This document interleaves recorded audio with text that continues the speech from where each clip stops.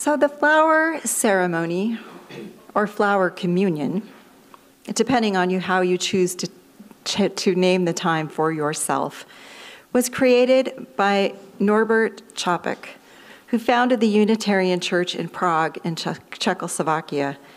He originally came from a different faith tradition, but was having struggles with some of the theology and became a Unitarian. He introduced flower communion at his home church in June of 1923, so this is the 100th anniversary. The last Sunday in his church, because church would recess for the summer, because there were so many tasks to be done during the summer. He wanted a ceremony and a symbolic ritual that would bind the people together during their time away. Because many members of the congregation had a history of their families being persecuted by the Catholic faith, a traditional Christian communion of bread and wine would not have really gone over well in his congregation. Church was very different back then. Sunday morning time had no kids' stories, no music, boring. And when the minister talked, it took forever. The minister just talked and talked and talked and talked. I'll try not to do that. I mean, for hours. The church building was plain, and it was really super cold in the winter. But still, people came because they wanted to be together and learn about important things in their lives. They wanted to share anything that they were sad about, which was a lot sometimes because there had been a war there in Europe. Beth, if you'll come up, I have some pictures.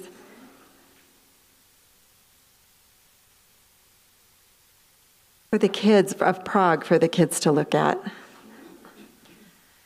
So eventually, Norbert Chopek decided that the fundamental beauty of the Czech landscape be the central part of the service. Flowers. Flowers from tended gardens or flowers just grown by the roadside. I doubt you could buy a whole lot of flowers in a grocery store back then, but you could probably go to the flower merchant on the corner.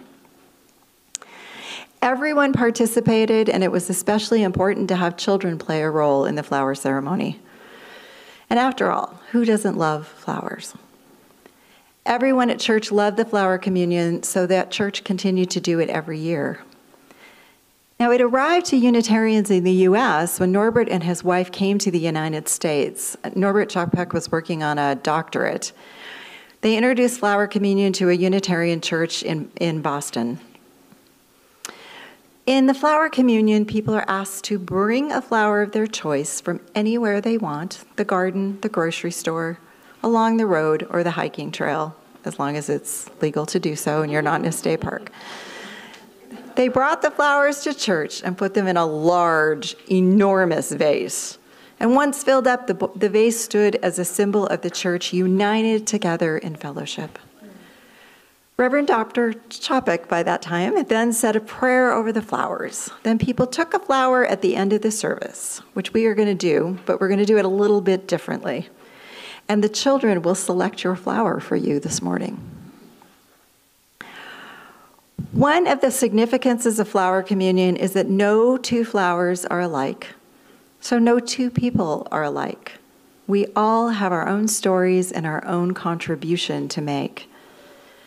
Together, the different flowers form a beautiful bouquet. Our common bouquet would not be the same without the unique addition of each individual flower, which is the same as our church community. Just imagine this if this were in a monotone color.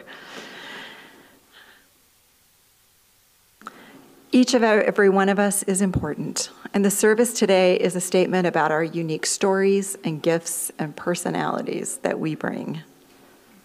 It's important to notice how we are alike and not alike. The bouquet would not be as beautiful without the addition of so many types, with so many stories of even how these flowers got here this morning. So these are the words of Reverend Chopek as he presided. And you'll really hear the Unitarianism in here. Infinite Spirit of life, we ask a blessing on these, messengers of fellowship and love.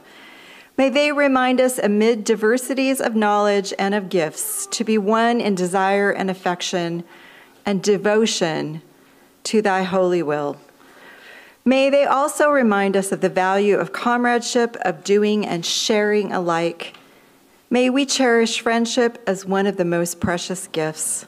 May we not let awareness of another's talents discourage us or cause jealousy, but may we realize that whatever we can do, great or small, the efforts of all of us are needed to do thy work in the world.